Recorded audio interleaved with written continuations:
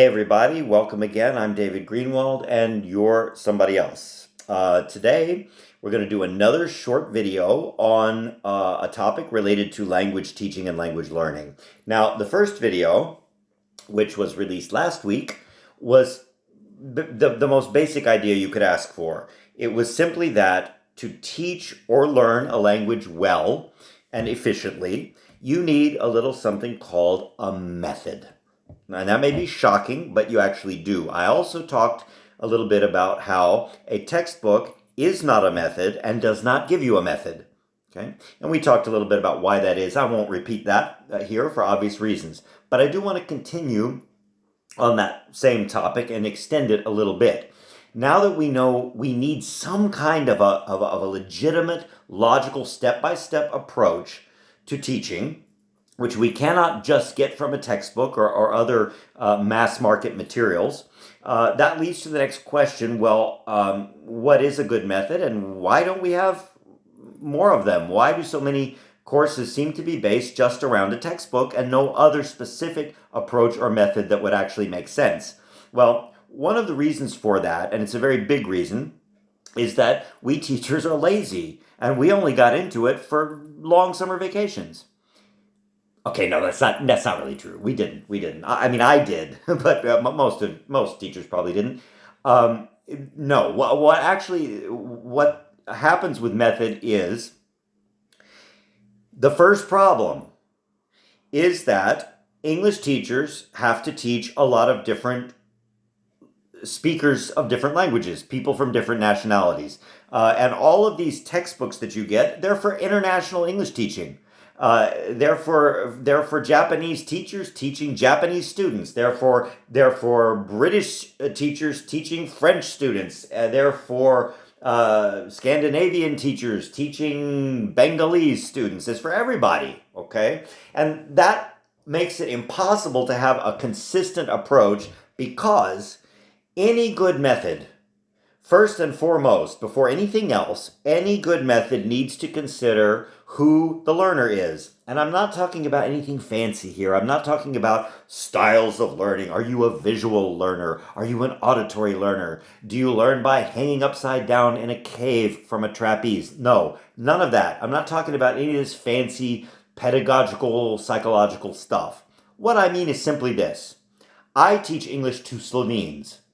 Why is that important? Well, because the Slovene language and the English language are not very similar. They have some points in common, some places where they line up nicely, and many places where they don't, okay?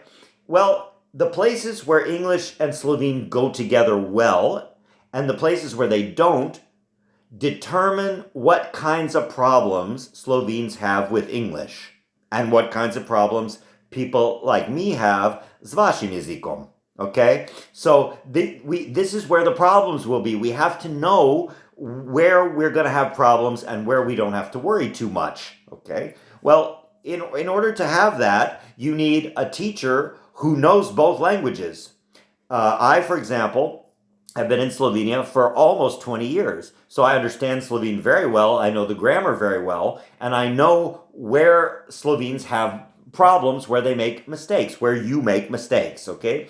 I know katere so vaše najpogostejše napake, s drugimi besedami, okay? So, I need to know that in order to design a course that will make sense for you. If I don't, well, I don't absolutely have to do that, but it's extremely helpful. It's helpful because I can prevent you from making the most common mistakes that Slovenes make. And if you already make them, I can help you unlearn them. But I have to know what they are, and I have to have a course that is designed around these similarities and differences between our two languages. That takes a ton of time and effort, which I was able to put into making my courses because I have no life outside of teaching. But most people have a life. Most people at least have some alcohol in the apartment, and so they're not going to do this. And that's one of the reasons that you don't typically get much of a method. You get more of a, what I called last time, enolonchnica.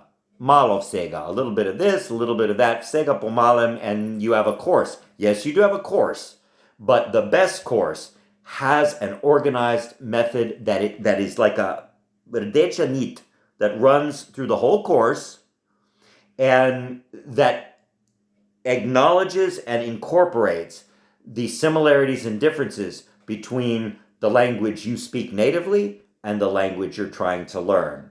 This is, again, one of the reasons why real consistent methodology in language teaching is so rare. It's also why I love teaching, because I actually have a course that is made for Slovenes who want to learn English. Okay, so that's it for today. I hope you enjoyed this video. I'll be back next week with another brilliant insight into language learning. Until then, keep being who you are, and I'll keep being David. Bye-bye.